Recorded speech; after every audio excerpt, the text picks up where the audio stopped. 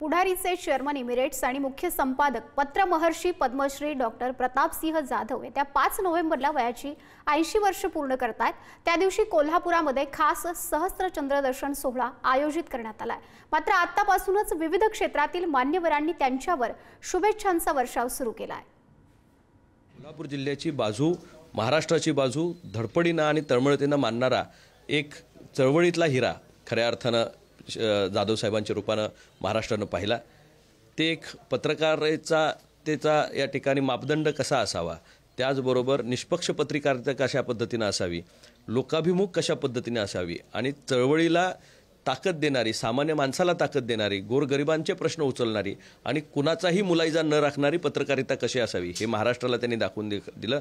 पुढारी नाव आहे, पण सगळ्या क्षेत्रातलं पुढारीपण कोल्हापूर जिल्ह्यानं करावं, महाराष्ट्रानं करावं याच्यासाठी म्हणून तळमळतेनं आयुष्य वेचणारा एक खऱ्या अर्थानं जनसेवक या निमित्तानं 80व्या वर्षामध्ये पदार्पण करतोय।